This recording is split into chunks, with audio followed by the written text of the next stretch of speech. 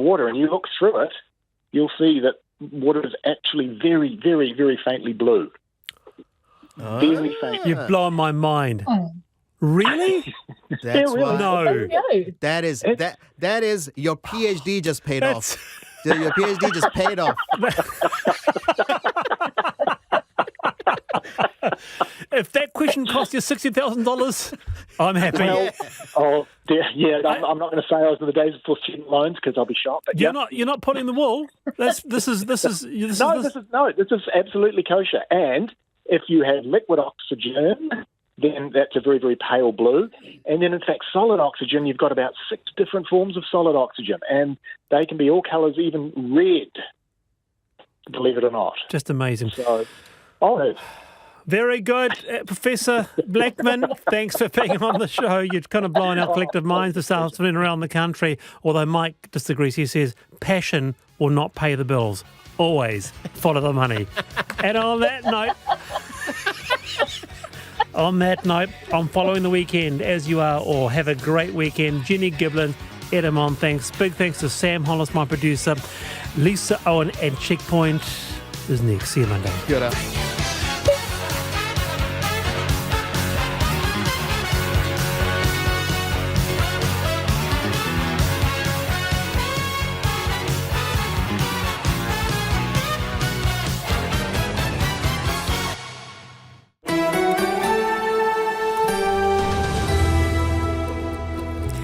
Te whakarongo mai koe ki te reo irirangi o Aotearoa. This is Checkpoint on RNZ National. I'm Lisa Owen. Haere ake nei.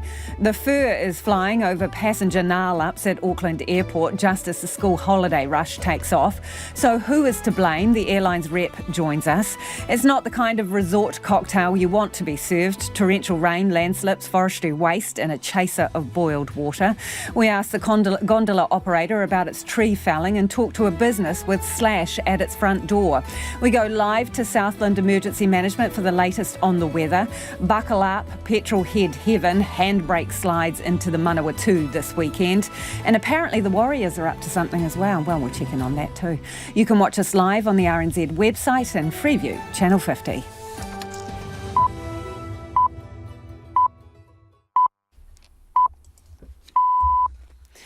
RNZ News at 5 o'clock. Ahi Marie, good afternoon, I'm Evie Ashton. Snow is now falling in parts of the South Island following torrential rain, flooding and slips that have forced people from their homes. A state of emergency remains in place for Southland and Queenstown, which recorded its wettest day in nearly a quarter of a century. A small number of homes have been evacuated in Wallace Town near Invercargill this afternoon. Heavy snow warnings are in place for parts of inland Canterbury, the Mackenzie Country, Central Otago and Queenstown Lakes until later tonight. More than 12 centimetres of snow has fallen at Mount Cook, closing the road to the village. There's also an orange heavy rain warning for Westland, south of Ortida, and Tasman, west of Motueka, and the Bryant and Northern Richmond Ranges. Queenstown resident Grace Cohen was among more than 100 people who had to leave their homes in the town last night. I got home from work and it was just, my bedroom's like downstairs, and I walked in and my carpet was just soaking wet and I was so terrified, so I just packed a bag and went and stayed at a friend's house. But I think it's fine now, we got the dehumidifier on, but it was very, very scary. Evacuees are facing a second night away as council staff assess the damage. Queenstown's gondola operator says some slash from its forestry clearing operation washed into the town in this morning's deluge. Skyline Enterprises has been clearing forestry from either side of its gondola for the last 2 years to allow bigger gondolas and increase the fire break. Its CEO, Jeff McDonald, says loose logs were triggered by a major slip. And that slip has picked up some of those logs that were stored and taken them down into the edge of town, along with boulders, rocks, silt, and other bits and pieces of forestry debris. You can hear more on this on Checkpoint shortly. Armed police are standing guard outside an Upper Hutt house where a sudden death took place this afternoon. Emergency services were called to the Akatarawa Road property around 2:20 this afternoon to find someone seriously injured. The police say that person deteriorated and died at the scene. Police say another person at the address is assisting with their inquiries. A reporter at the scene says forensic staff have been going in and out of the property, which is up a steep driveway. Labour and the ACT Party have made policy announcements, and Nationals set out a 100-point economic plan in another busy day on the campaign trail. Emma Stanford reports. The ACT Party wants to reverse the ban on over-the-counter drug pseudoephedrine and review classifications for other medicines used to cure common ailments. Over-the-counter sales of pseudoephedrine was banned in 2011 due to fears it would be used for making methamphetamine. Meanwhile, Labour is committing $650 million to continue free school lunches beyond 2024, when current funding is due to end. And National has released a document laying out its plans for improving the economy. It is made up of previously announced plans and did not give any more detail on its much scrutinised tax policy. Labour leader Chris Hipkins is confident the party's whips appropriately handled concerns expressed about MP Shannon Halbert. Newshub reports a number of the Northcote MP's former employees are accusing him of being a bully. Mr Hipkins says it wasn't a complaint and it was a third party who raised the issue with the whip's office. The whips at the time went back and said they didn't feel they could follow up on it without a complaint or without a direct communication from the people who had raised the concern. But they also checked in with the parliamentary service and they checked in with the individual MP. Mr Hipkins says the person who raised the concerns didn't want Mr Halbert to know of them. In sport, the Warriors are one step closer to the NRL Grand Final if they win against the Brisbane Broncos tomorrow night. Winger Dallin Watene-Zelezniak says coming off the win against the Newcastle Knights, they have a lot of confidence going to Brisbane. I haven't been here for a while in finals footy, so if you asked me a few years ago if I'd be playing finals and being a prelim this year, I would have laughed. But it's good to be back here. I'm soaking it all up. The Silver Ferns are looking forward to putting their Netball World Cup disappointment behind them. New Zealand is hosting England in a 3-test series starting this weekend. Silver Ferns captain Amelia-Ann Ignacio says it's difficult to sum up the side's World Cup, where they came home without a medal for the first time ever. We knew that we could be better, and that was the feel in the group as well. We're like, man, we know that we could be so much better than that. And I think it's also super frustrating that we tried so hard. And one of those things sometimes where the harder you try, the worse it gets. It felt a bit like that. Game 1 is in Christchurch on Sunday. New Zealand Olympic medalist David Nyika has taken himself out of contention for next year's Olympic Games to focus on his professional boxing career. The Tokyo 2020 bronze medalist and two-time Commonwealth Games champion withdrew from last year's Commonwealth Games with a hand injury.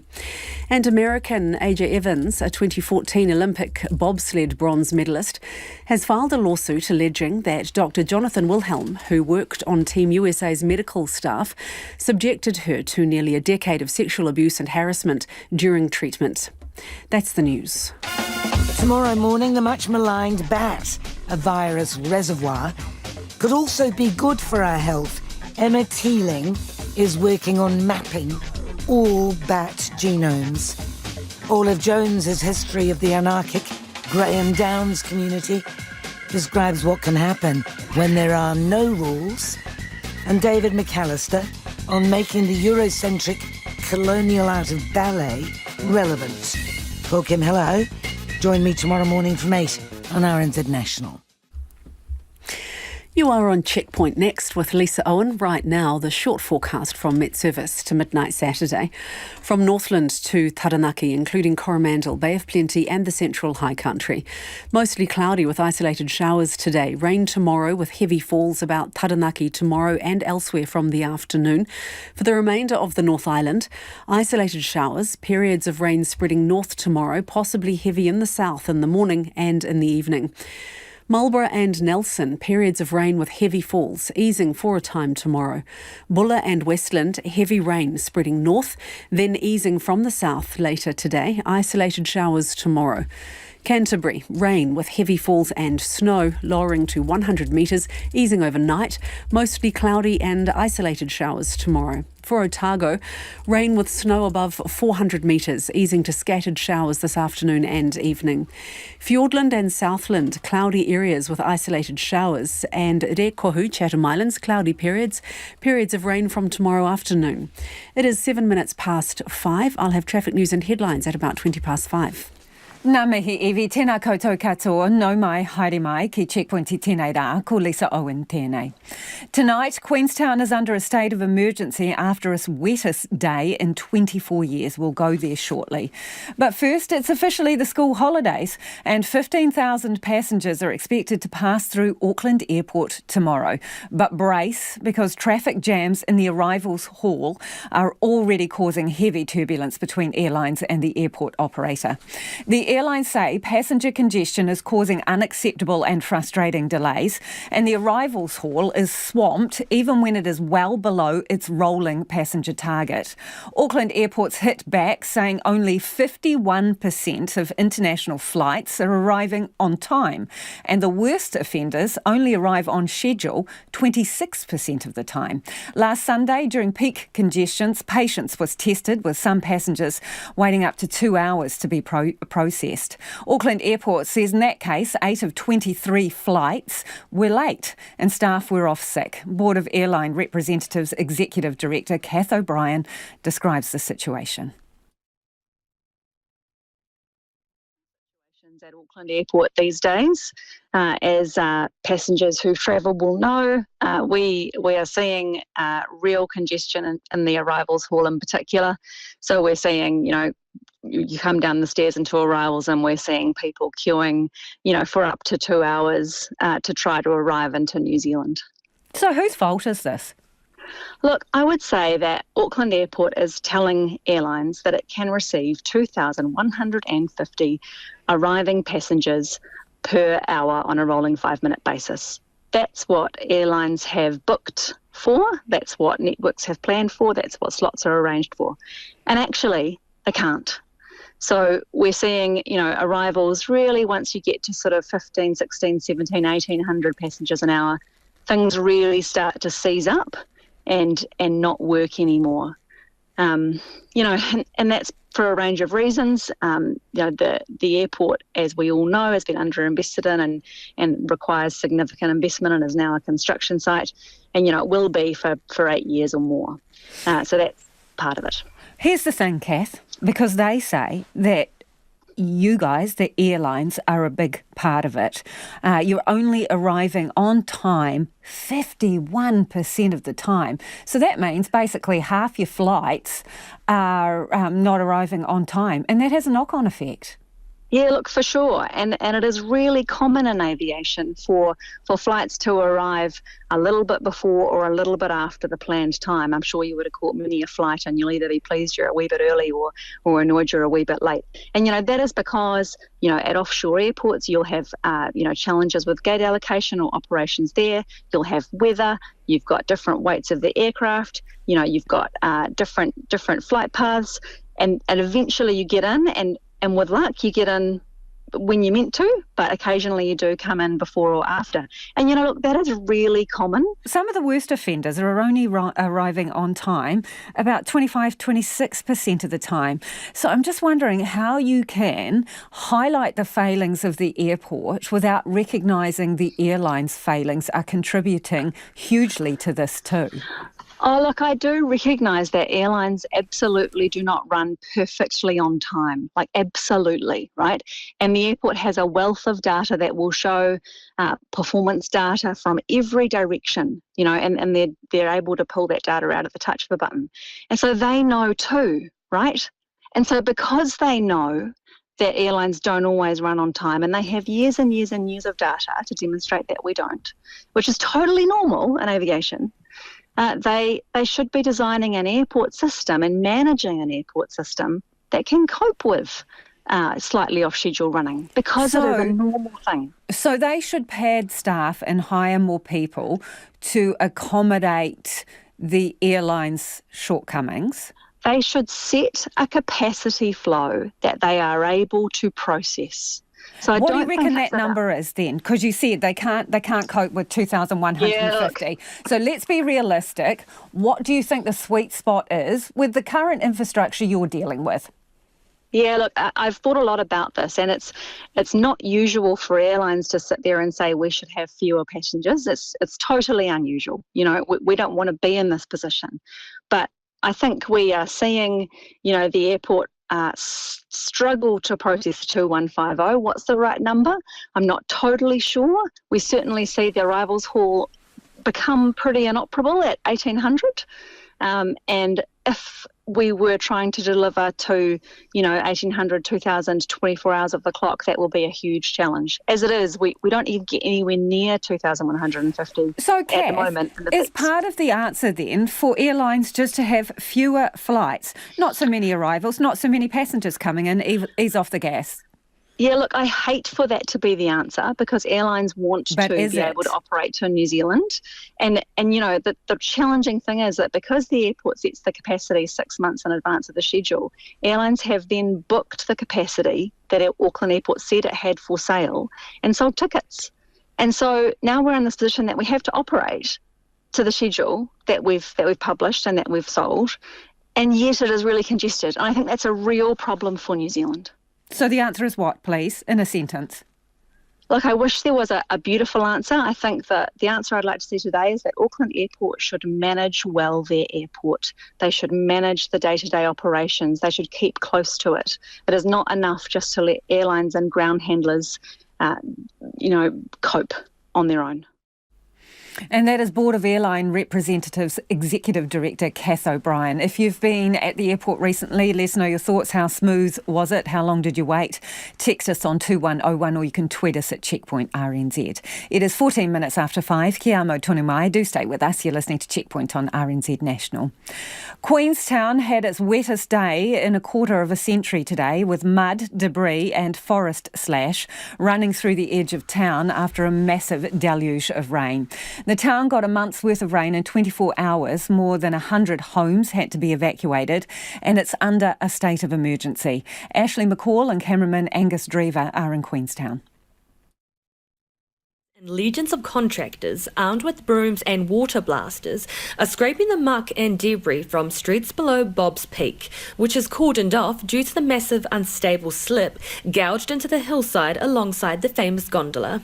It's not only current residents who have been disturbed. The cemetery at the foot of the hill is buried in logs and slash, as was the road that runs down from the gondola. Grace Cowan, who lives in Frankton Road, is among those who evacuated last night. I got home from work and it was just, my bedroom's like downstairs, and I walked in and my carpet was just soaking wet. And I was so terrified, so I just packed a bag and went and stayed at a friend's house. But I think it's fine now. We got the dehumidifier on, but it was very, very scary. Queenstown Memorial Centre was quickly turned into an evacuation hub for those who could not find refuge with friends and family, including tourists. More beds had to be found for the overflow from Southern Laughter backpackers in Isle Street. Nomads hostel worker Marco DeMille was still working when they all arrived under escort. Yeah, it was like 1:32 in the morning. I was cleaning and the council started coming in with everyone who had to get evac'd from Southern Laughter, and they'd all been staying in Memorial Hall, and they filled up all our rooms and had to get everyone in really last minute. Queenstown primary school kids have missed the last day of term because of fears the huge slip from Bob's Peak could push over a retaining wall and plough through the grounds. Principal Fiona Kavanagh was alerted by authorities at 3:30 this morning to the danger. There's mud and logs that have strewn down the hill and into the cemetery, which is up behind our school, and I've heard also that it has affected the Kiwi Birdlife Park, which is right next to our school. So this was a precautionary measure to ensure that should the rain keep falling, debris could flood into the school. Undeterred by the clean-up in some parts of town, the CBD was still packed with tourists who were unable to hit the slopes. Boston tourist Benjamin Skypeak arrived in town last night for his long-awaited snowboarding holiday. Remarkable is it was supposed to be open, but the road wasn't open because of the flooding and everything closed all the road and the wind and everything, so we weren't allowed to go skiing or snowboarding, so we had a town day today instead. Queenstown Mayor Glenn Lewis says he's glad the rain has stopped, although the forecast is for snow down to 600 metres, which won't help the clean-up efforts. He says geotechnical assessments are underway of debris flows coming off the hillside to check if it's safe to let people back into the 109 homes that were evacuated.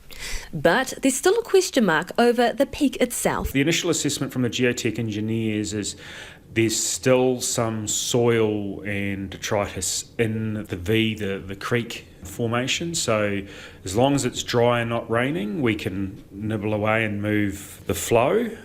But if it starts raining again, there is a possibility that we could have another event because there is some soil up there still. Mr. Lewis is hoping Mother Nature will give a break to the town, which was already battling a cryptosporidium outbreak in its water supply.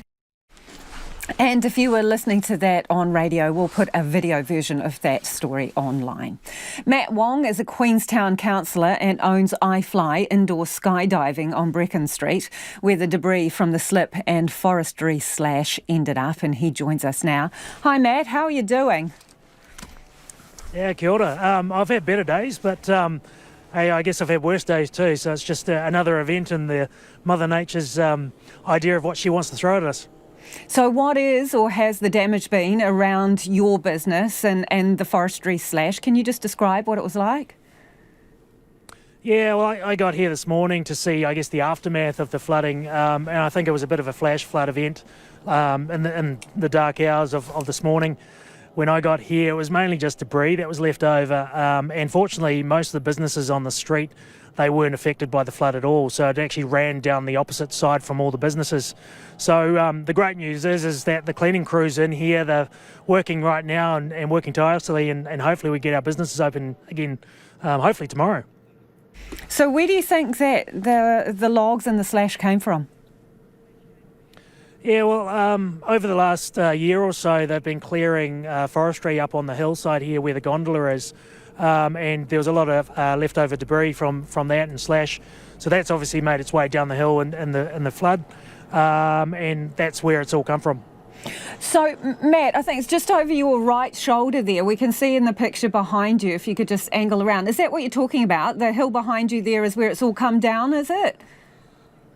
Yeah, correct. So there's some forestry that has come down from there, and over the course of the last 12 months, they've been removing some of the wilding pines, and obviously some of that has come down in last night's flood. So who do you reckon's responsible then for the clean-up and any damage done? Oh, well, I think that's going to be an ongoing investigation, and it's there's going to be a few hard questions asked, but yeah, that's going to continue, and I'm sure we'll find out in the months to come. You mean hard questions of Skyline, the gondola operator?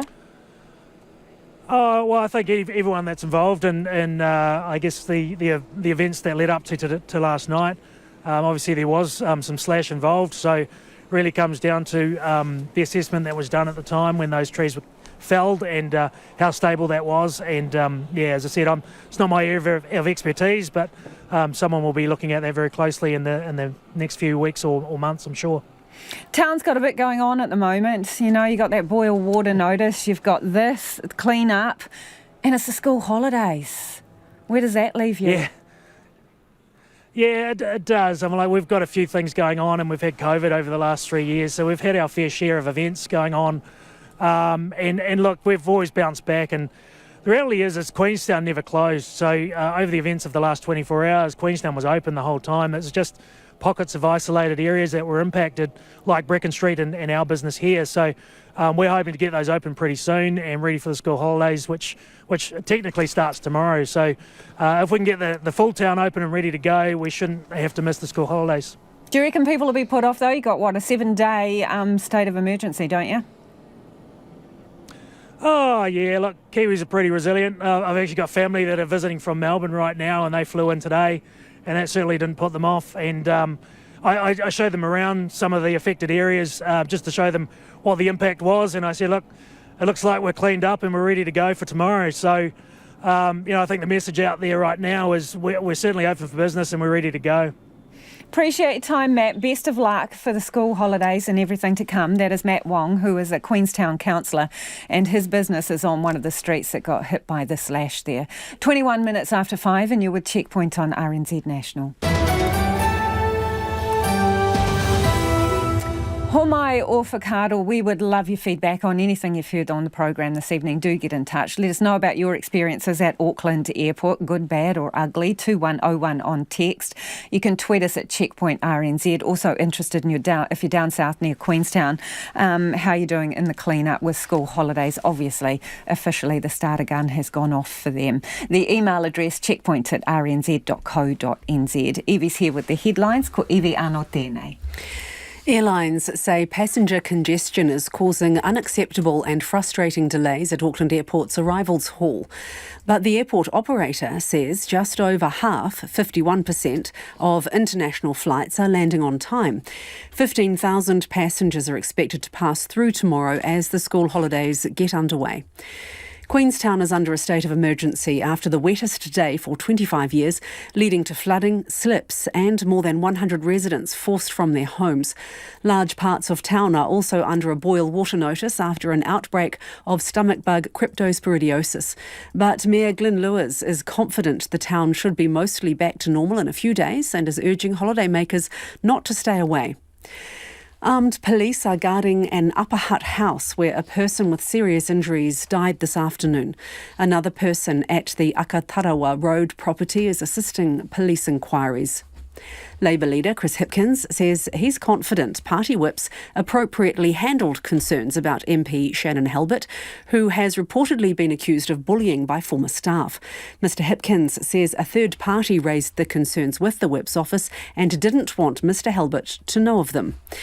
And ACT Party leader David Seymour wants to reverse the ban on over-the-counter medicines containing the decongestant pseudoephedrine. National banned the sales in 2011 as the drug can be used to make methamphetamine. But David Seymour says older people are finding it harder to buy cold and flu medication. Those are the headlines. Looking at traffic in Southland, east of Invercargill, State Highway 93 Matauda to Clinton is closed because of flooding. State Highway 80 is closed due to snow between Aodaki Mount Cook and Lake Pukaki. In Wellington, State Highway 1 at Tawa, the right southbound lane is blocked after a crash. Traffic is building in both directions because of emergency crews at the site. And in the Waikato, due to a serious crash just north of Komata, State Highway 26 is closed between Kopu Roundabout and Hubbard Road. Our next traffic news and headlines are at 20 to 6. Kia ora rā e ho. Labour leader Chris Hipkins has defended the handling of bullying concerns about MP Shannon Halbert. A number of former employees have made allegations to Newshub, calling Mr Halbert a bully, claiming he intimidated them and humiliated them. Chris Hipkins says there was no direct communication from the former staff affected and no formal complaint was made. Here's our political reporter Giles Dexter. Meet the Labour MP for Northcote, Shannon Halbert. Happy Sunday to you at home. I hope you're having a relaxing one. I'm here at the Beach Haven Fun Run. Exciting news. Morning everyone. I'm here at Coyle Park. Hey, good morning to you. I hope you have had an awesome weekend. On his social media, he's habitually chipper, but former staff have made allegations to Newshub that he's a bully. The allegations say Mr Halbert belittled and shouted at staff, making them cry in front of others, publicly humiliating them and playing them off against each other. He wasn't answering his phone today. Sure, you've reached Shannon Halbert. I can't take your call at the moment, but please leave a message and I'll get back to you. Nor was he at his electorate office in Birkenhead. Is Shannon here at all? A staff member said he would be out all day on constituency work, and they didn't want to comment on the allegations. Chris Hipkins, trying to talk about Labour's free school lunches policy, was instead served up questions about his MP's alleged behaviour. He says the concerns were raised by a third party. In the absence of a complaint, in the absence of even knowing who the people are or what the nature of their concerns is, there's a limited amount that we can do, but we do have an independent mechanism in place. If the people concerned want to raise concerns with the Parliamentary Conduct Commissioner, I will absolutely be guided by their advice on the issue. The first that the Whip's office was alerted was August last year. Mr Hipkins says the person didn't want Mr Halbert to know of their concerns, therefore the Labour whips felt they couldn't follow up without a complaint. Parliamentary Service was also informed and found no issues when speaking to staff in Shannon Halbert's office. It's far from the only claim of bullying made against MPs this past term. In fact, the most recent case involved Mr Halbert as victim after he was threatened by National MP Tim van der Molen. There's no place for that sort of behaviour, for threatening behaviour or intimidation in Parliament. And it appears that strong stand against bullying is what's made his former staff come forward, one of them telling Newshub, "How dare he?" Northcote is a seat that turned red in 2020. Labour is fighting to keep it that way. The allegations coming to light 3 weeks before the election is giving some Birkenhead residents much to think about. Oh God, yeah, absolutely. You don't want bullies in power. I don't like to just believe in hearsay, so you've got to hear both sides really, I think, and keep an open mind. But I mean, that bullying is never good in any situation. It's not a good look, is it? 3 weeks out from an election. It really doesn't work unless someone actually speaks up and identifies themselves, so doesn't it? In a statement, Shannon Halbert says he's had good working relationships with staff both inside Parliament and other roles outside it. He says occasionally employment issues arise in any workplace, but he's always done his best to work through them professionally and has sought advice and support where required. And that was Giles Dexter. It is 28 minutes after 5. Kia mau tonu mai. You are listening to Checkpoint on RNZ National. It is time for the business news. Ko taku hoa e nai ko Nona Peltier, who joins me in the studio. Let's talk about this Commerce Commission market study into personal banking services. Now, the financial sector has got plenty to say about it. What are they saying? Well, there's been 38 written submissions to the Commerce Commission's call for feedback on this market study they're doing. Well, in addition to the big four Australian banks, a lot of non-banks also replied. And this would be like credit unions, building societies, that sort, as well as, some bank customers. Well, anyway, the Financial Services Federation, they've got, I think, 94 members representing 1.7 million customers. All right, so it's not that small. It's fairly significant, but these are not banks. So they're not part of the banking scene, so to speak, and feel that they are not considered properly in the scheme of things. So that, for example, the triple CFA, that's that credit contract and consumer legislation that came in 2021, which would, had people writing down how much they spent on their coffees and, avocados, that sort of idea, and then not getting their loans. So what happened then was the government tweaked that a bit. But when the changes were made, that the non-banking sector, the financial services sector, were not properly considered. That's what they say. And I spoke with the executive director today who had made a submission and said that it is probably the worst single piece of legislation ever brought in to the banking sector, that it is absolutely marginalized those consumers that are, struggling all the time to get a loan of any kind. It's made it also that people, say with a mortgage, that like to go out and have some fun, maybe they go out for dinner or whatever, to try and change their lender is really difficult. They're calling them mortgage prisoners. So they're saying, look, there needs to be some change. There needs to be more equity in the way that banking regulations are put in place. And, the New Zealand-owned banks also had plenty to say, also concerned about that very same issue, is that the difficulty in helping customers change their banking organizations. It isn't easy to do. This credit contract legislation makes it even more difficult. Okay, consumer sentiment has deepened, Nona. What sentiment is the consumer deep in, please? Okay, well, I don't want to really end the week on this note, but that's how it is. Household confidence is down. It's about the lowest level we've seen in about a year. Financial pressures is making it difficult for families to, just to manage. Confidence is at the lowest level, all age groups, income brackets, and region.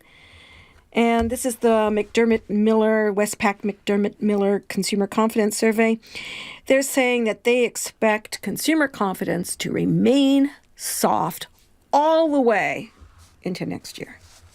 OK, on that note, markets, please. Well, that's a little bit brighter, I must say. For reasons that are hard to understand, while the world stocks have been falling, New Zealand's top 50 index, it rose about 0.5% today. That was a 54-point gain to 11,373. The dollar also perked up, again, against the odds, really. 59.4 US cents, 92.4 Australian, and 48.3 British pence. Now, you might ask yourself, why would that be? Well, it's because the Bank of England decided not to raise interest rates, and therefore the Kiwi rose against it. Lisa, now's your chance to go and get your UK bickies or whatever it is you want. I've got an election to deal with. No, ka kite. Thank you. That is Nona Peltier with Business News. Rain may have eased, but Southland is still on alert with flooding in many parts and roads still closed. There is now a region-wide state of emergency. There have been evacuations in Wallace-town to the west of Invercargill this afternoon. In Gore, the Matoda River is expected to peak later tonight. For the latest, Emergency Management Southland Group Controller Simon Mapp joins us now. Hi, Simon. Good afternoon. How are you? I'm good. More importantly, how are you guys and how is it looking? Yeah, look, we've got a crew on here, and they'll be working overnight just to ensure the peak levels that are going down a few of our catchments don't cause any trouble. We have no expectation that they will. And I think at this particular stage, we're comfortable that everything's going to remain now within its stop banks. So you've got no particular concerns right at this second? Right at this second, yeah. I don't know if we'll ever say that in emergency management, but certainly our concerns are on the lower side at this particular time. What preparations have you made for rivers peaking? Look, so what we've done is the rivers are very long in Southland, and we have been monitoring those rivers and those peaks. And as the river goes through a monitoring station, we get a better idea of what's happening with those rivers and what they will be going further down the river. So we've been able to monitor, say, the Matoda for quite some time, and we now know that estimations are saying that it's going to be of 1,300 cumecs as it goes past Matoda and Gore, or there or thereabouts. So in comparison, in the 2020 floods, it was 2,500. That is a substantial difference. This morning there were some people cut off, right, around the district. Are you aware of whether any people are still housebound as such? Look, so I do know that there's some stuff going on in Wallace-town where people have been evacuated from houses, and I do know that we have some people in Gore, I believe, still out of their house, but everybody's being accommodated either by friends or they're staying at one of our community hubs. And what I do know also is that most of the roads are slowly becoming open as our rivers slowly decrease in volume. And I have not any knowledge of if anybody's stuck on the roads at this particular time. Appreciate the update. Thank you for joining us, Simon. That's Simon Mapp, who's Emergency Management Southland Group Controller. They've got their fingers crossed there and hoping that those river peaks are not going to cause them any further problems. A soup of water, dirt and forestry slash has left parts of central Queenstown a mess, forcing evacuations and raising concerns the gondola's forestry operation may have contributed to the debris. A state of emergency was declared across Southland yesterday as the region was hammered by extreme weather. A large landslip has come down Bob's Peak, home to the resort's famous gondola, and washed through Queenstown Cemetery and Brecon Street. Over a period of 2 years, clusters of large trees on the hill have been cut down to expand the gondola operation and create a fire break. But Skyline Enterprises CEO Jeff McDonald says logs stacked on the slope were stored according to the rules. For about probably the last 2 years now, we have had a forestry logging operation on the Bob's Peak hillside. So we set out to clear the area under the gondola, just to increase the safety barrier under the gondola, but we extended that out to a wider area just to create a larger fire break. So that work, as I say, has been going on for about 2 years and it's probably got another couple of months to run. So where is the debris from that clearing then? Was that still on the slopes? So quite a few of the logs and material from that operation have already been extracted from the site. I think what you're asking is is there any debris from that operation that's ended up down in town? And the short answer is that there was a pile of logs waiting for extraction on one of the forestry access roads. And, basically this waterfall, if you want, for want of a better term, or the stream of water that's come from this major weather event has caused a slip. And that slip has picked up some of those logs that were stored and taken them down into the edge of town, along with boulders, rocks, silt, and other bits and pieces of forestry debris. Jeff, can you be a bit more specific? What volume of logs was being stored? I don't know exactly. I've seen distant photos, how many logs were stored up there. There are several buns of logs that are stored, so as the forestry contractor works his way safely around the hill, they cut the trees down, they strip them and they store them, and when the conditions are right, they take them out. So in that particular bund, I don't know, maybe there were 20 or 30 logs. I can see some of them are still on the hillside, and there's a few that have ended up in the cemetery. I don't know exactly how many of those logs. 5, 10 perhaps, I'm not sure. How are they stored then while you wait? They're sort of stored and stacked in a way that's kind of approved. That forestry operation is carried out by an accredited contractor. It's quite difficult terrain. That contractor has been independently assessed by another third party, and then the council on top of that assesses the operation. So it's a well-managed operation, and to my understanding, those logs were stored in a safe and appropriate manner. Jeff, why weren't they cleared away when there was, severe weather warnings incoming? Lisa, it's a difficult site. The operator has to work on a very steep hill site. They do things in a structured way. They remove logs at different sections at different times and place and store things and take them out when they can. Those logs were waiting to go out. There are several other areas where logs are stored also waiting to go out. And this weather event's come, it struck us overnight. We've had in 24 hours, we've had 90 millimetres of rain. We haven't had an event like this for 24 years. So even if the operator knew, I doubt he would have been able to extract them in that time frame. Did anyone go up and secure them, though, in anticipation of bad weather? Because there were warnings yesterday. As I understand it, those logs were stored against code and good practice. That site is very regularly audited by third-party forestry experts just to make sure that contractor is operating in a safe manner. I do understand that, Jeff, but I suppose the point I'm asking you about is that may be stored in compliance with code for an ordinary day, right? The past 24 hours where you are has not been ordinary, and there were some severe weather warnings yesterday. So do you know if anyone in advance checked the situation and tried to make sure that they were, even more secure?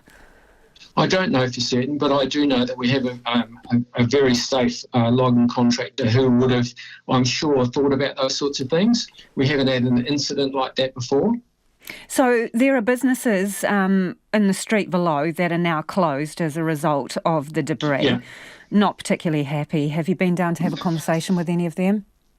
No, I haven't. We're working with the civil defence and we're in communication and working with the council, and some of our own contractors are also assisting in helping with the clean-up. So what can you do in terms of that clean-up then? Do you see that as your responsibility if those are logs from your site? Look, I think it's a community responsibility. There's a variety of debris that's come in that slip, and that's not the only event. That's one of several slips that have occurred around the region. We're pitching in to help there, and we'll pitch in to help wherever we can, actually, with the community. And that's Skyline Enterprises CEO Jeff McDonald there. It is 20 minutes away from 6 and you're with Checkpoint on RNZ National. Ho mai o whakaaro, do keep your feedback coming. Let us know your thoughts on the slash that washed into Queenstown overnight. You can text us on 2101, tweet us at checkpointrnz, and the email address checkpoint@rnz.co.nz. It is time for the headlines. Anea Iwi, mena pitipita kōrero. A state of emergency remains in place for Southland and Queenstown, which yesterday recorded its wettest day in nearly a quarter of a century. A small number of homes have been evacuated in Wallace near Invercargill this afternoon. There are heavy snow warnings for parts of inland Canterbury, the Mackenzie Country, central Otago and Queenstown Lakes until later tonight.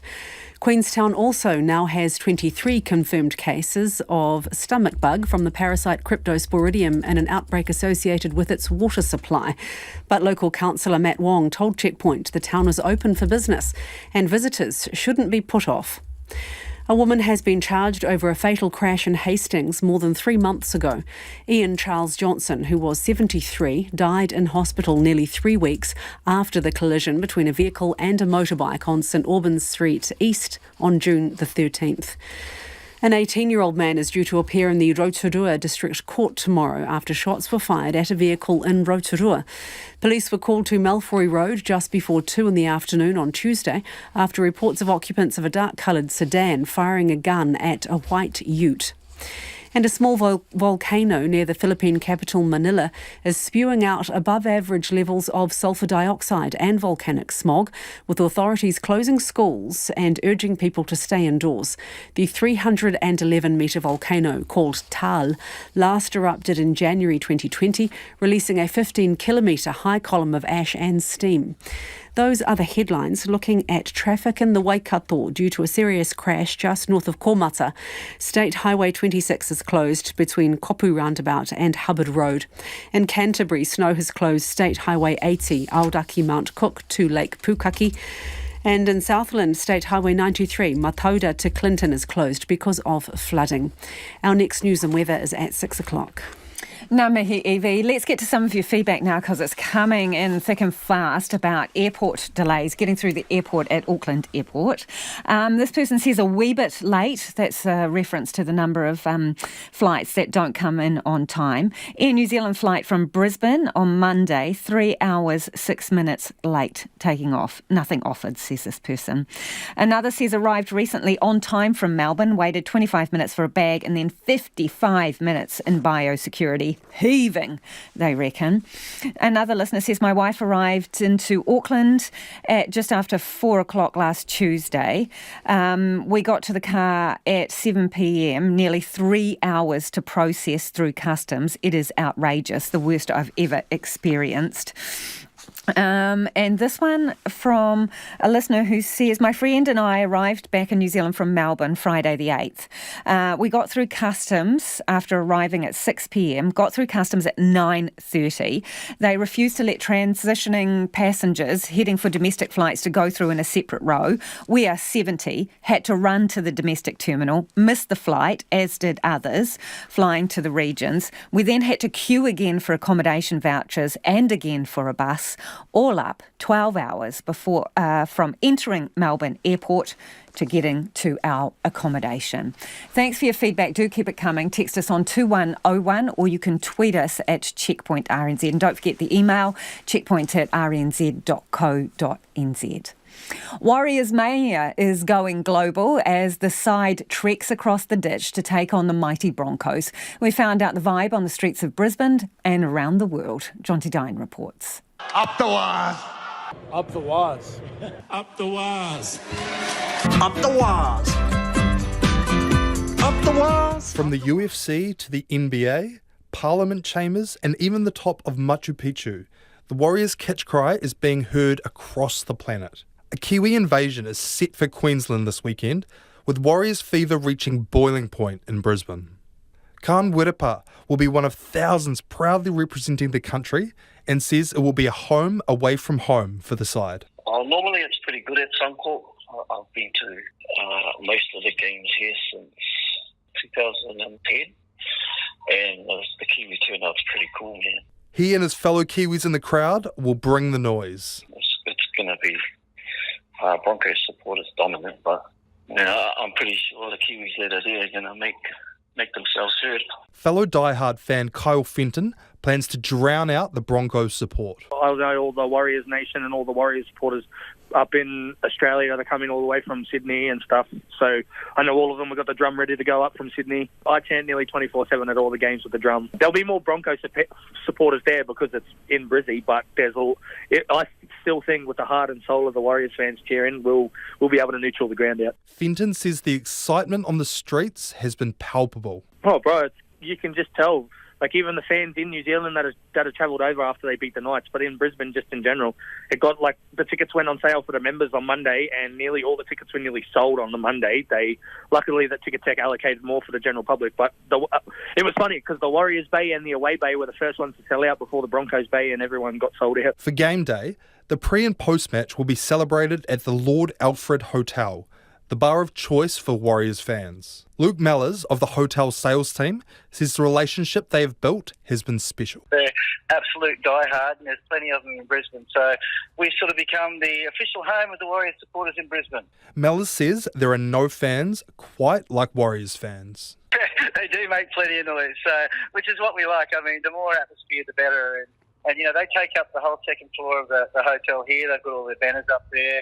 We'll have all the balloons. They've got catering going on. So it's pretty special. But to be honest with you, I think this weekend they'll fill more than just upstairs. They're probably going to take over the whole thing. Zane Bojack of ABC Sport says the parochial supporters will be out in force, as they are whenever the Warriors come to town. So I've got no doubt there's going to be a lot of New Zealand fans in the stadium. It's going to be rocking with the Wars. Whether they can outnumber the Broncos, I don't think that's the case. But there is a lot of support in southeast Queensland, and the Wars, they will have plenty of support, that's for sure. Bojack believes Broncos fans will be wary after a dominant Warriors win against Newcastle. Even if they're not in the ground, there'll be a lot of New Zealand supporters just there to try and give as much positive energy as they can to the Warriors. Luke Mellors says Up the Wars chants will echo through the night should they win. Mate, up the Wars, 100%. I got a young fella, and he's only 11, and I hear it all day, every day. So, no, we're all looking forward to it this weekend. It should be a fantastic day. With so many Kiwis now calling Australia home, Whittaker says there is a strong Warriors community. I wear my jersey as much as I can, pretty much every time I go out anywhere. And there's always a fair few people that yelling up the Wars. The Warriors and Broncos kick off on Saturday night at 9:50 p.m. New Zealand time. OK, let's go to some more of your feedback. There's so much of it about Auckland Airport and wait times there. Remember, it's the school holidays as of now. 15,000 people expected to go through that airport tomorrow. This person says, I came through Auckland Airport yesterday about 4:30. There were long queues and they had us concerned, but it only took half an hour queuing to get through immigration and customs. And this one, the beautiful answer is, why not send more flights down to Christchurch? I think Airlines need to think outside the square on this issue. Christchurch Airport is underused in regards to international flights, but has a good infrastructure that could handle more flights and help alleviate Auckland Airport issues at this time. I see what you're doing there, Tim. Right, back to the Warriors. Let's go to Brisbane now, where our reporter Jamie Wall joins us. Kia ora, Jamie. What are the Warriors' chances? Kia ora, Lisa. It's great to be here in sunny Brisbane again. I'm going to give the Warriors a good fighting chance in this one. If they can play as well as they did last weekend, I think the Broncos are going to be in for a real fright. However, the home team are going in as favourites here at beautiful Suncorp Stadium. So what is the Warriors' game plan going to be, and what do they need to do to shut down the Broncos?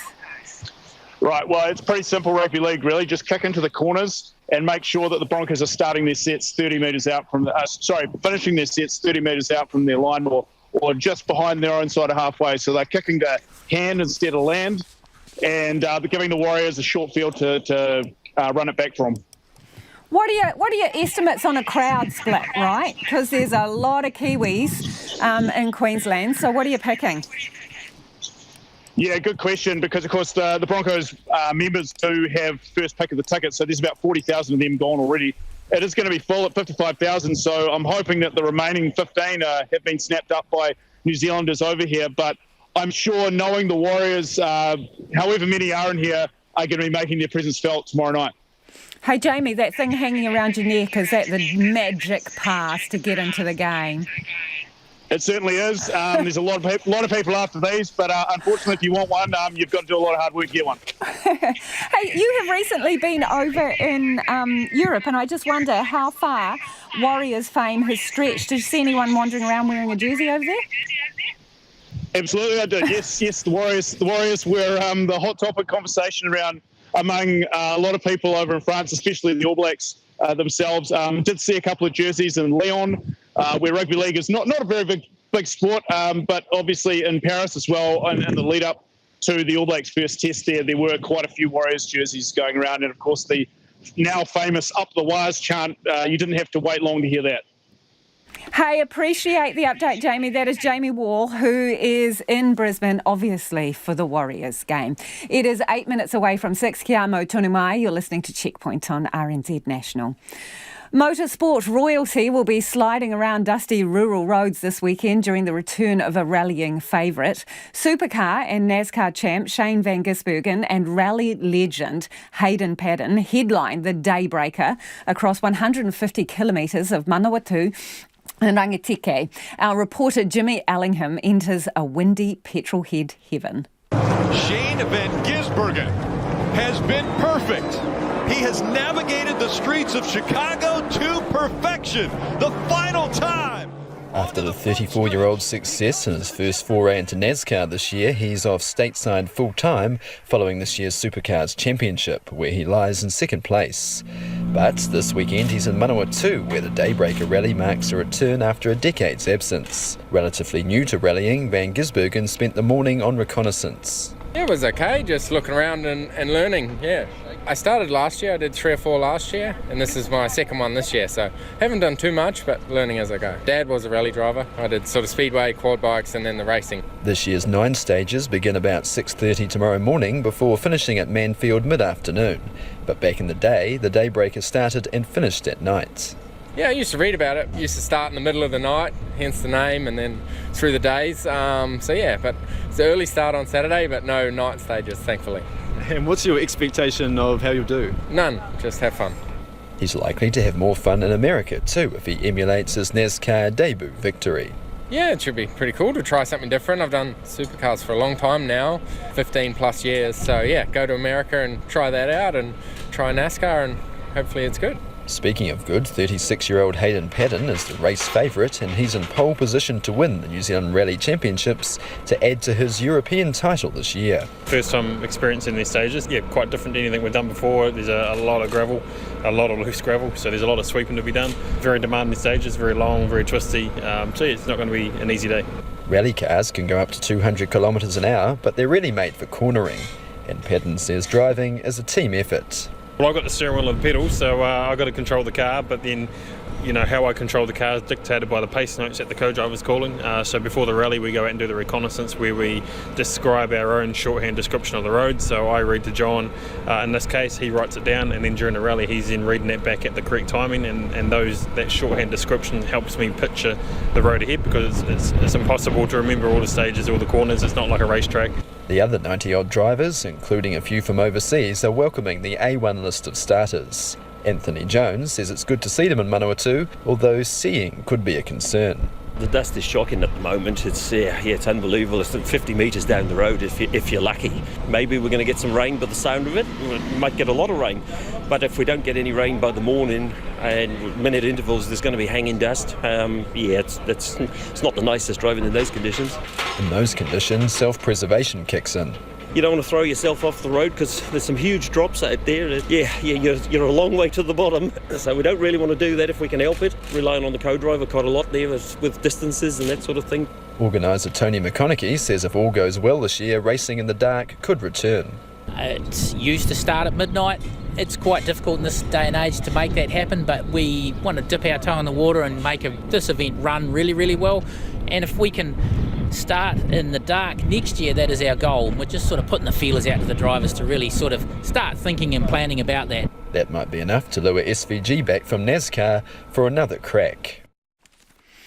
If you're in Hamilton, get your phone out because on Monday you'll be able to download a new app to help you discover natural areas in the city. Libby Kirkby-McLeod has more on the Nature in the City app. There's a map of the whole gully system, what you might expect to see in here. And then here we have two views. So one's in 1943 of what the gully looked like, and you can slide across. Emily Coffey is giving RNZ a sticky beak at the new Hamilton City Council Nature in the City app before it launches. The app is part of the council's work to both improve community access to nature and push forward on its ambitious restoration goal, as Matthew Veer, Nature in the City Program Manager, explains. We've got to deliver by 2050 10% native vegetation cover across Hamilton City Council, or across Hamilton City, I should say. And we're not going to do that by ourselves, so we have to engage pretty much the whole community in helping us to achieve that target. It's all the more ambitious because there's so little native bush in the city these days. Our current native vegetation cover is about 1.7%. So we're sitting at quite a low figure. Corey Smith is the Mangako Tukutuku Gully volunteer coordinator for a group of locals helping to restore native vegetation in the gully. It is one of the 10 gullies highlighted in the Nature in the City app, and he says he's surprised how few locals enjoy using the gully walkways. I'd like to encourage or somehow, get more people engaging with this gully. I mean, similar to how we were when we were kids. I used to go down the gully and play for hours until it got dark. It'd be awesome. The app highlights the native vegetation and bird life you might see at each location. In the Mangako Tukutuku Gully, for example, you could see and hear a bellbird, a sight so rare in Hamilton, Corey Smith couldn't quite believe it when he first saw them. I thought, no, it's a finch, mate. It's a finch. You're not got it right. And then I just looked at it for a while, and then it flew across the stream into a mahaui, and it was slightly obscured. And I was just watching. I stood there for a while, and started singing. So it was 100% bellbird, like 100%, yeah. As we walk through the Mangako Tukutuku Gully, we spot some bat boxes high in the trees and turn to the app to find out more. We have just arrived at the bat hotspot, so this is a point of interest along the tour of Mangako Tukutuku Gully. So you can open up this one and learn more about our native long-tailed bat. I think Hamilton has one of the only urban populations of this bat in the country. Emily Coffey says one of the goals of the app is getting people out into the city's natural areas and translating that into action. The more they know about the area, the more passionate they become, then they might be driven to volunteer, join up to a great group like the one that Corey and Amy are running, and help us to restore nature in the city. It's a 30-year program, so we do need all hands on deck, and we can't do it alone, and we know that. The app includes 10 self-guided urban walks and even has audio of common bird songs to help you tell your finch from your bellbird. Right, some more of your feedback before 6. This person's giving a high five to the airport, came into Auckland from Rarotonga yesterday, very speedy. And another says, great to hear biosecurity is being taken seriously at Auckland Airport. An hour-long wait is a paltry price to ensure species continue. RNZ News at 6 o'clock. Paul Mardier, good evening. I'm Evie Ashton. The Mayor of Queenstown is imploring holidaymakers not to stay away, despite the town being under a state of emergency. Nearly 90 millimetres of rain fell over a 24-hour period in the town, resulting in flooding and slips, forcing more than 100 residents from their homes. Council engineers are assessing parts of the hillside that scattered mud and debris into the town. But Glenn Lewis is confident the town should be mostly back to normal in a few days. We're making sure that the Queenstown CBD is open. It's open today, so you can actually come in and enjoy Queenstown. I'd say in a couple of days we'll be pretty much to 95% there, apart from the stuff up at Brecon Street where we're doing the work around the cemetery. So yeah, if you're planning on coming to Queenstown for the holidays, certainly do come. Large parts of Queenstown remain under a boil water notice due to a cryptosporidiosis outbreak linked to the town's main water supply. A small number of homes in Southland's Wallace town have been evacuated this afternoon as the Oreti River reached its peak. Shortly after 4:15 p.m, the Oreti River was running 4 metres above normal at Wallace Town and falling at 29 millimetres per hour. Emergency Management Southland says the Wallace Town Community Centre is open to anyone who needs assistance. Community emergency hubs that were open in Gore and Matauda have now closed. A state of emergency remains in place for Southland with widespread flooding and many roads closed.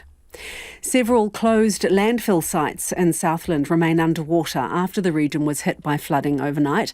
Southland District Council staff are monitoring the closed landfill sites at Bayswater East, Fairfax and Bayswater West. There's a large amount of debris floating in the adjacent Aparima River, but staff can't tell if any damage has occurred at the sites as the water level is still rising. The sites will be checked by council staff later today.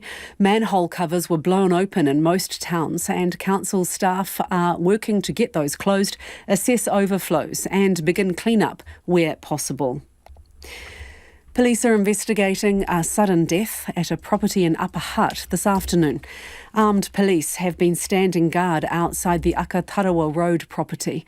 Emergency services arrived around 2:20 this afternoon to find someone seriously injured. The police say that person deteriorated at the scene and died. Another person found at the address is assisting police with their inquiries as they work to determine the circumstances of the death.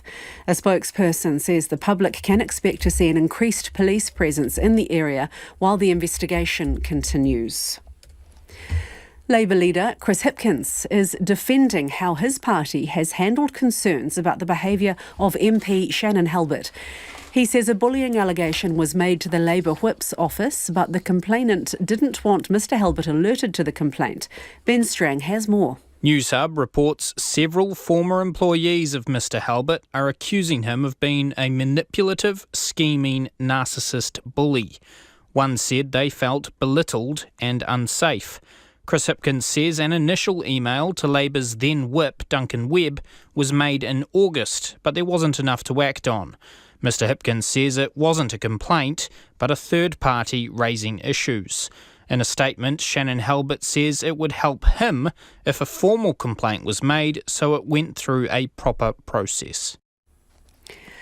Almost $50 million of COVID funding is being returned to the government. Now mandates and isolation requirements have been revoked. Te Whatu Ora has identified just under $49 million that isn't needed. Health Minister Aisha Verrill says people should still stay at home for 5 days if unwell or if they test positive for COVID-19. Antivirals will still be available to those who are eligible. An 18-year-old man has been arrested after shots were fired at a vehicle in Rotorua. Police were called to Malfoy Road just before 2 p.m. on Tuesday after reports of the occupants of a dark-coloured sedan firing a gun at a white ute. The 18-year-old has been charged with unlawful possession of a firearm and discharging a firearm with the intent to intimidate. He's due to appear in the Rotorua District Court tomorrow. Rupert Murdoch's media empire is facing a string of challenges as he hands control of News Corp and Fox over to his son, Lachlan. The BBC's North American business correspondent, Erin Delmore, has more. Fox News, the crown jewel in Mr. Murdoch's portfolio, recently settled a defamation lawsuit stemming from the network's amplification of former President Trump's false claims about the 2020 election. With another lawsuit in the works and with streaming and digital encroaching on Mr. Murdoch's cable and newspaper empire, the younger Mr. Murdoch will have his hands full.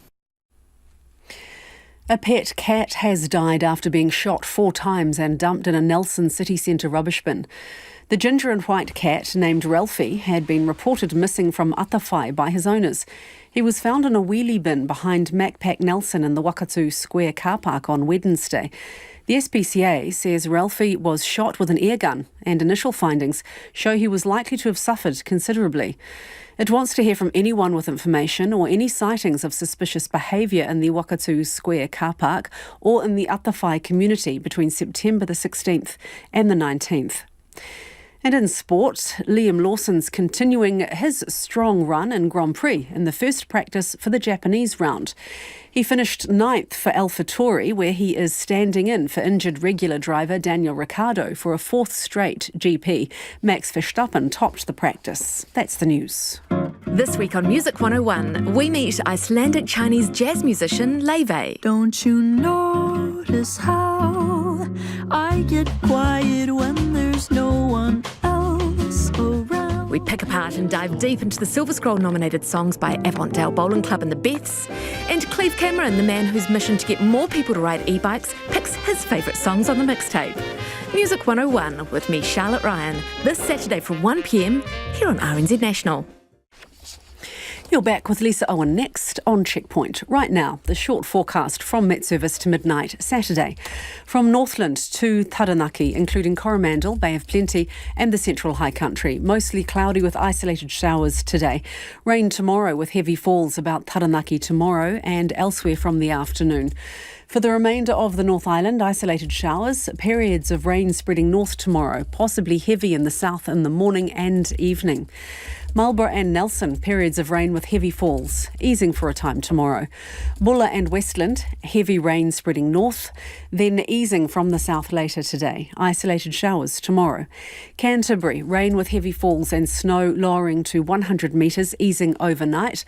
Mostly cloudy with isolated showers tomorrow. Otago, rain with snow above 400 metres, easing to scattered showers this afternoon and evening. Fiordland and Southland, cloudy areas, isolated showers. And Chatham Islands, cloudy periods with some rain from tomorrow afternoon. It is coming up to 8 minutes past 6. I'll have news headlines for you at 6:30. Kia ora e ho. No mai hoki mai, this is Checkpoint, ko Lisa Owen tēnei.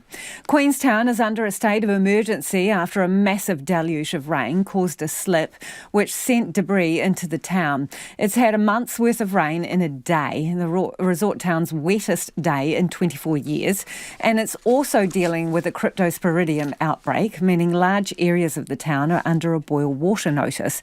Our reporter Ashley McCall joins us now from Queenstown. Kia ora, Ashley. What's it looking like around the town now? Kia ora, Lisa. Well, we're currently here on Brecon Street where this is as far as we can go because there is now a cordon in place while contractors behind me clean up a lot of the debris that was caused by a big slip from Bob's Peak. When we were here earlier today, what we could see was quite a lot of logs have blanketed over some of the grave sites at the cemetery here. Now, I was talking to the mayor earlier today who told me when it's safe to do so, the iwi kaitahu will come in and bless the site. Otherwise, what else we did see was there was quite a lot of debris also blanketed along the streets here. We've seen trucks, we've seen excavators do big cleanup efforts in this area. While we were roaming the rest of the township further down, it didn't look as blanketed with silt and with slash as well, but it was just more saturated. And is there any update, Ashley, because they're dealing with a few things on different fronts in Queenstown on the cryptosporidium outbreak? Yes, so as you said, there is still that boil water notice in place for large parts of the town. So Te Whatu Ora says that 2 more people have been confirmed with cryptosporidium, so that takes the total to 23. So the council says that the site at Kelvin Heights will be looked at on Monday, which will go through to Wednesday, but a fix won't be expected until the end of next week. Okay, school holidays starting today. How much of a blow is all of this to the businesses there? Yes, well, I was speaking to quite a lot of Australian tourists who were roaming the township earlier today. I spoke to a group of Year 12 students from Australia who says that the weather has put a real dampener on their holiday, which was meant to be a last hurrah for them. And so businesses here say, despite everything that's happening, that they still are open for business, but they also are fearing that because of the cryptosporidium and the weather that this may put people off from coming. But they're still inviting people to come to Queenstown. Business is still open for them, they say. Thank you, Ashley. That is our reporter, Ashley McCall, live from Queenstown. Let's get to some of your feedback now. Someone's got in touch about the slash down there. They say that the logs may have been being stored in an approved manner using approved harvesting methods. But the problem is the methods are proven over and over that they are not fit for purpose. says that person. On the subject of the airport, and there's still so much coming in on this, Sue's got in touch to say, I came home from Fiji on Saturday night, 2 hours waiting in the queue for biosecurity processing. We had 2 ladies in their 80s with us. 2 hours, no seats, no water. There were families with small children, not happy, not the way to finish a lovely holiday, says Susie. Thank you for getting in touch. 2101 on text. After 70 years building a media empire spanning the globe, Rupert Murdoch is stepping down as chairman of Fox and News Corp. The 92-year-old Australian-born media giant will now become chairman emeritus of the companies, and his son Lachlan is becoming his successor. Murdoch Sr. is a powerful and highly controversial figure. Here's the ABC's North America correspondent, Jade McMillan. From a single Adelaide newspaper, Rupert Murdoch built a global media empire. But after a career spanning 7 decades, he's stepping down as the chairman of both News Corp and the parent company of his Fox News cable network. We have now some personal news to share with you this morning. Our boss, Rupert Murdoch, is transitioning from chair of our parent company, Fox Corporation. The 92-year-old will be appointed chairman emeritus of both companies in November and says he'll remain engaged with their editorial output. David Falkenflik is the media correspondent for US radio network NPR and the author of a book about Rupert Murdoch. He says the media magnate's decision is not surprising, but it's still momentous. It's a moment to reflect. It's a moment to register all that he has done, his incredible successes, his extraordinary record, and the wreckage he left in his wake as well. And I think that that's all part of the warp and woof of what Murdoch leaves behind. In a note to his employees, Rupert Murdoch insisted both he and the companies were in robust health and that their opportunities far exceeded their commercial challenges. But his exit follows a difficult period for Fox, which paid more than $1 billion to a voting machine company earlier this year to settle a defamation case stemming from the 2020 presidential election, before parting ways with high-profile host Tucker Carlson. Intrigue around which of Rupert Murdoch's children would take over from their father helped to inspire the hit TV show Succession. But in real life, eldest son Lachlan Murdoch will stay on as chief executive and executive chair of Fox Corporation and become the sole chairman of News Corp. David Falkenflik again. He is not the same driving, ceaseless force that his father was in creating something from the Adelaide News to this enormous empire that we're now thinking about. And it's just very hard to imagine a world in which Lachlan is seen as anything but a manager of properties rather than an assembler of power and influence in the same way. Rupert Murdoch has wielded enormous political influence in Australia, as well as the US and the UK. Speaking to reporters at the United Nations headquarters in New York, Foreign Minister Penny Wong said she wished him well. Any fair-minded observer might say that some of the News Limited papers might not exactly be cheerleaders of the Labor Party, but that's what happens in a democracy. A long and controversial career formally coming to an end. Another allegation has emerged about celebrity Russell Brand, which the BBC says it's investigating. A woman in Los Angeles has accused Brand of exposing himself to her and then laughing about it on his BBC radio show. It is the first time he's been accused of sexual misconduct and then been heard discussing it. 4 other women have also accused Brand of sexual assaults and rape between 2006 and 2013. He's denied the claims, saying his relationship were always consensual, but has yet to respond to the latest allegation. The BBC's Nomia Iqbal filed this report. You're listening to BBC Radio 2. It's the Russell Brand Show, and here's your host, I am... Actor, comedian, presenter, and now alleged sex offender. Russell Brand is facing a growing list of claims of sexual impropriety which he denies. Now, we have spoken to a woman who says Brand exposed himself to her just moments before recording an episode of his BBC Radio 2 show in Los Angeles. Olivia, whose identity we are protecting, did not work for the BBC, but did work in the building. She says she was in the bathroom when Brand came in and stood over her. And he said, I'm going to call you Betty. And I said, but that's not my name. And then he said, well, I'm going to you. And I went, what? Olivia says the door was closed as this was happening. And he pulled out his penis on his hand and served it to me, as you would be serving someone some food. And I've said, no, you're not going to me. And then all of a sudden there was like banging, like bang, bang, bang. Like, Russell, you're wanted in the radio studio. Olivia said Russell Brand left the bathroom. He went outside to the hallway to meet his team. Moments later, she said she also walked out of the bathroom. She said she remembers feeling ashamed, embarrassed. She said she was red in the face. She also remembers walking past a group of men who were hanging out here in the hallway. She continued her journey to her office that way. Meanwhile, Russell Brand had entered this studio where he went on to pre-record his Radio 2 show, where he and co-presenter Matt Morgan laughed and joked about Brand exposing himself. The BBC has removed some of Brand's offensive content from its services, but we think it's important to hear this moment. I won't be able to drag her off into a cubicle and show her my pubicles. That would never How do. long ago did you do that last? Been a long while, Matt, since old Russie Brown. 25 minutes since he showed his to a lady. Very easy to judge. Olivia never made a formal complaint, but BBC management was told about the exchange in 2019.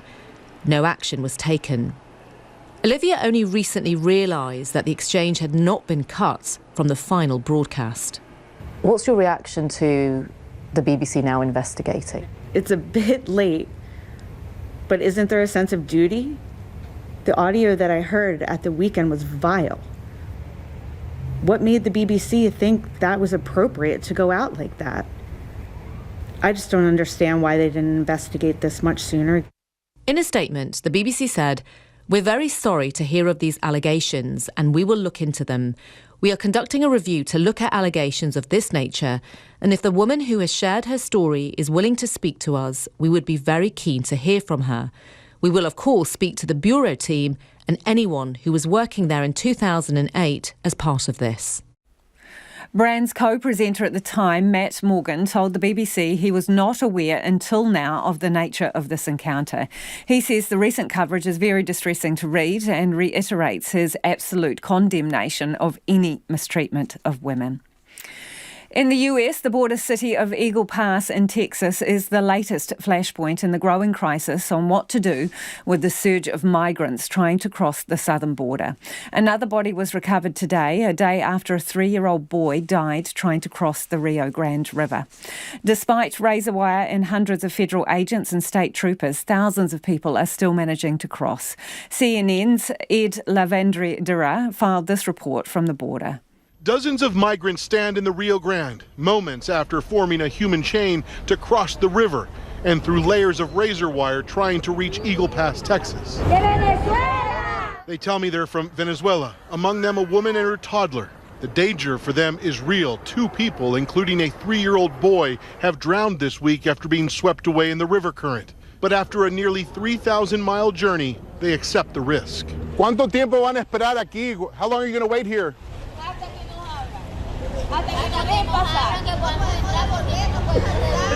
You say they're going to wait here until they let them in?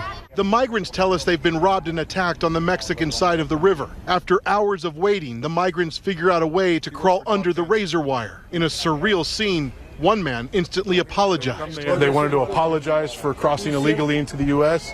and that they're begging and asking for mercy, but to understand that they're coming from a country where they're persecuted, and they feel like if they were to be returned home, they would be killed. The mass influx of migrants is causing tension between federal and state authorities. Texas Governor Greg Abbott posted this video accusing border agents of cutting razor wire at an undisclosed location in Eagle Pass, allowing trapped migrants to turn themselves in. DHS officials refused to comment on the governor's allegation. On Wednesday, about 3,000 migrants crossed in Eagle Pass alone. It's something very strange. Never thought I was going to see something like that in Eagle Pass, Texas. The local sheriff tells us smugglers are preying on the hopes of these migrants, offering to move them to other cities if they can get into the U.S. I know this because we have smugglers coming from Houston, Florida, Austin, everywhere, to pick up those immigrants. There's a connection there. Reasons for this surge vary, but migrants we spoke to say they've grown frustrated with the CBP One app that processes formal applications, many waiting months on the Mexican side for an appointment.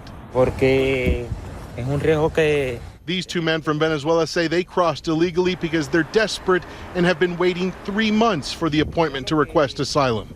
It's a risk we had to take, he tells me. We know there's a chance we get deported, but it's in God's hands. 21 minutes after 6 and you're with Checkpoint on RNZ National.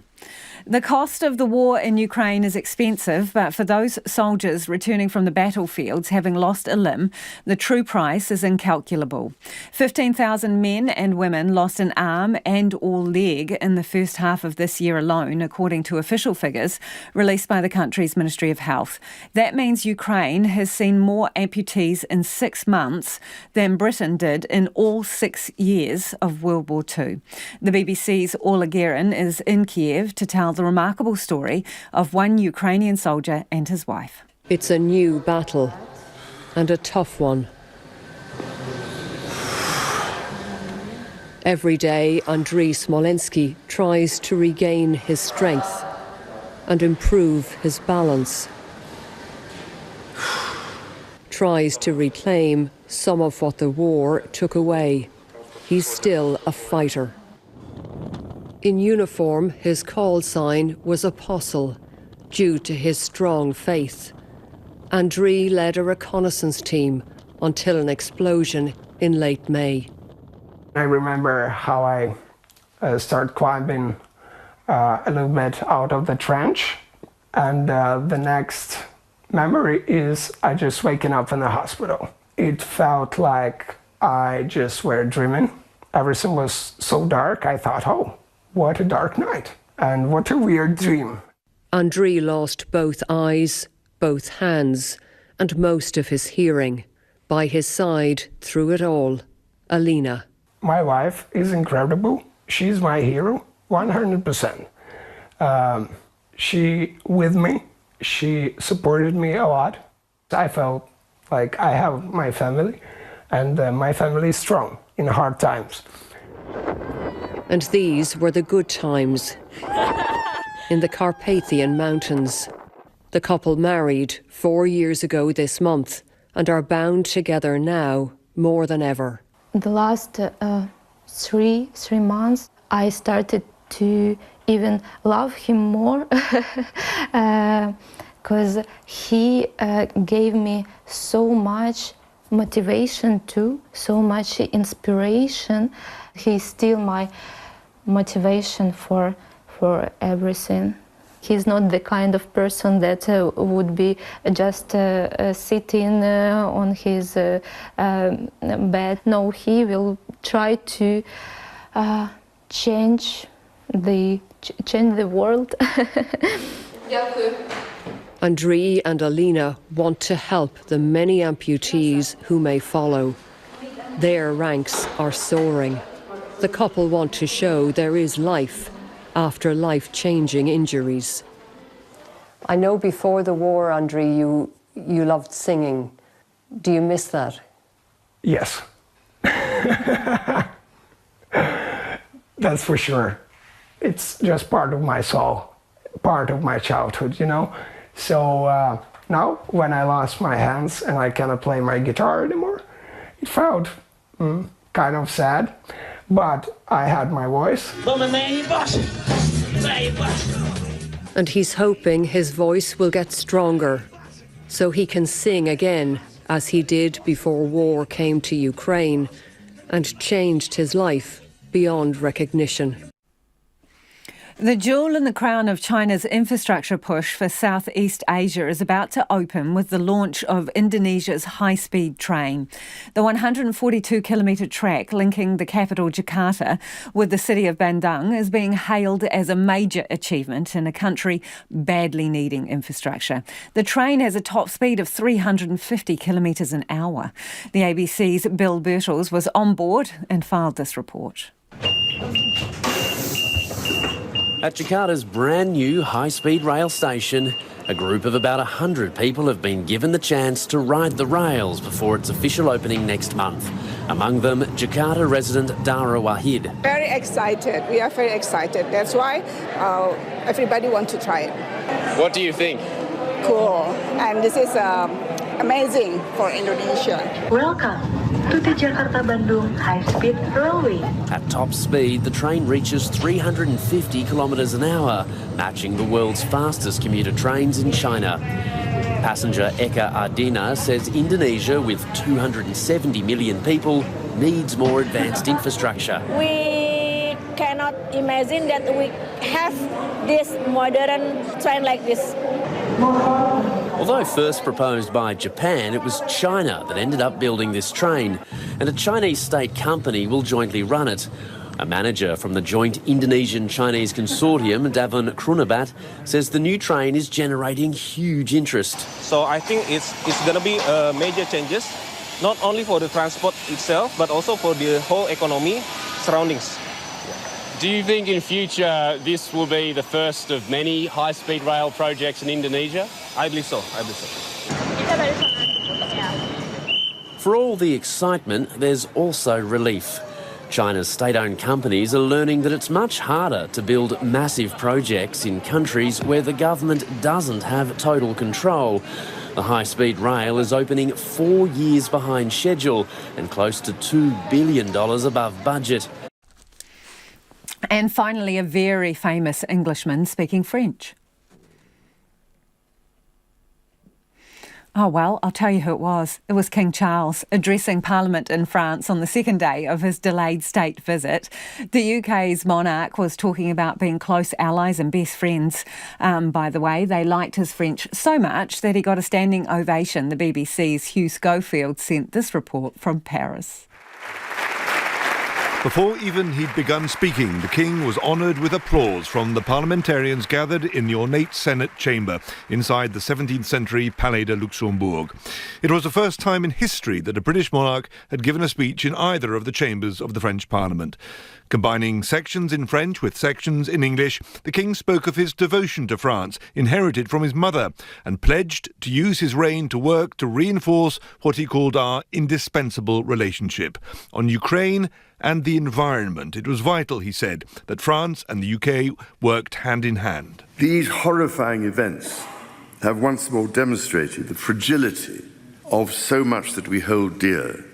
Just as we stand together against military aggression, so must we strive together to protect the world from our most existential challenge of all, that of global warming, climate change, and the catastrophic destruction of nature.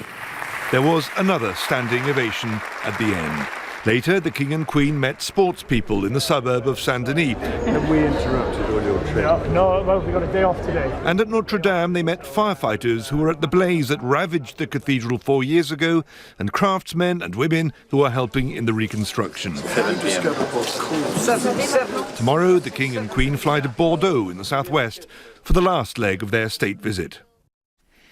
That is about all we've got time for. A quick update from the Queenstown Lakes District Council. The cordon will remain in place at the intersection of Brecon and Isles Street overnight for safety reasons. They say parts of the cemetery have been affected by slips caused by heavy rain since yesterday. There is currently no public access for safety reasons. They say they appreciate that will cause some people great distress, but they will communicate further updates to the community as soon as they can on when access will open up to the cemetery. Thank you for joining us. Have a wonderful weekend. We'll catch you again on Monday. RNZ News headlines at 6:30. Paul Mardier, I'm Evie Ashton. The Mayor of Queenstown says he's confident the flood-hit town should be mostly back to normal in a few days and tourists shouldn't stay away. Large parts of Queenstown also remain under a boil water notice amid a cryptosporidiosis outbreak that's infected 23 people. Southland District Council staff are monitoring landfill sites at Bayswater East, Fairfax and Bayswater West after flooding overnight. The new chief executive of Qantas has apologised on behalf of the airline for recent scandals. Vanessa Hudson says she can rebuild Australia's trust. And Te Whatu Order is returning almost $50 million of COVID funding to the government. It's no longer needed after mandates and isolation requirements were revoked. Those are the headlines. Our next news and weather is at 7. Do you think we will end up with conspiracy theorists in Parliament? I think it's perfectly possible. Some people are pretty good about keeping their private lives private. Misinformation is colliding with the 2023 election. Hear about it in a special bonus episode of Undercurrent, an RNZ documentary series available now. Go to rnz.co.nz/undercurrent, subscribe wherever you get podcasts, or listen on Sunday morning just after the 7 o'clock news on RNZ National. Welcome back. You're with me, Evie Ashton, through to the top of the hour at 7 for Trending Now. Let's begin with Focus on Politics.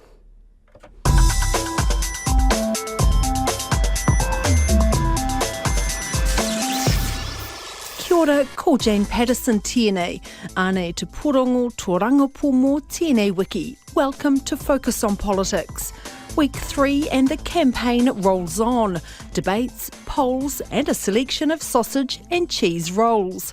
Ingrid and Corin on Morning Report were joined by me, Jane Patterson, RNZ Deputy Political Editor Craig McCulloch, Newsroom Political Editor Joe Moyer and Stuff Political Editor Luke Malpass for a look back at the week that was. Me and my colleagues, listen up, will work with anyone to try and fix it now. Really, you are baiting and you always have, David, and you know it. It's not credible for the guy who's had more chances to fix New Zealand's problems than anyone else alive. No, we're just talking about redistributing wealth. We're not talking about taking them out. Go and ask Jim Bolger and go and ask Helen Clark whether I can be trusted. You're not comfortable in your skin for your waka-papa. Do people actually trust that Luxon is going to be able to manage these two?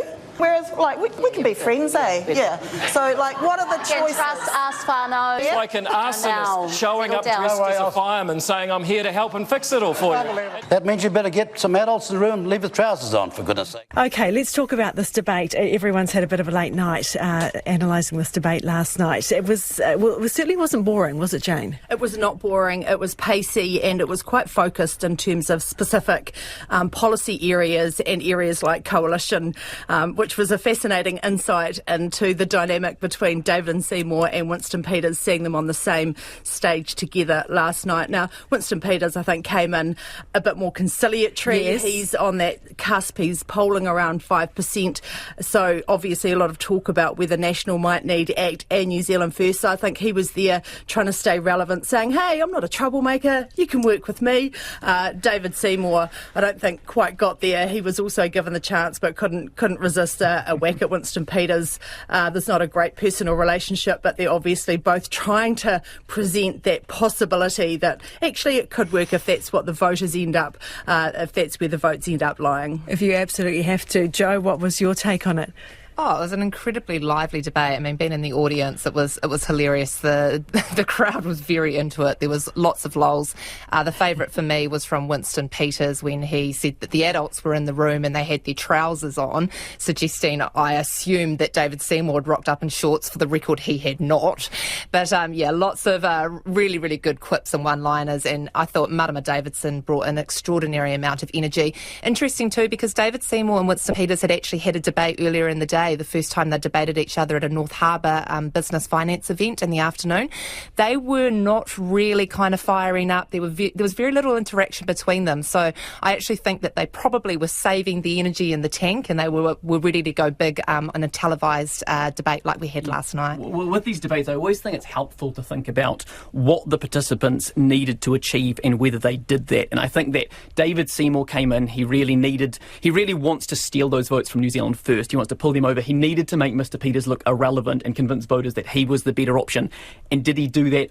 I don't think that he did. When it comes to Marama Davidson and Debbie Ngaruapaka, they were in lockstep there searching for votes in that same area on the left. They spoke directly to that group of voters, and I think they did that successfully, so they get points for that. But that they also didn't do much to differentiate themselves. So if those left-wing voters are deciding Greens or Te Pāti Māori, they didn't really differentiate themselves there. Winston Peters, meanwhile, he really needed airtime. He needed that platform. He needed that credibility to instill confidence that yes, his party will make it over that 5% threshold. And I think that he showed last night why he is a force to be reckoned with and why you never rule them out. Well, also, David Seymour last night basically saying that he wouldn't necessarily enforce any bottom lines with National as well, which I thought was quite interesting. I mean, David Seymour's really softened his approach to a lot of things this week. I mean, the RNZ story was at the start of last week, I think, around the confidence in supply and sort of pushing and making it look as though, he would really use that leverage.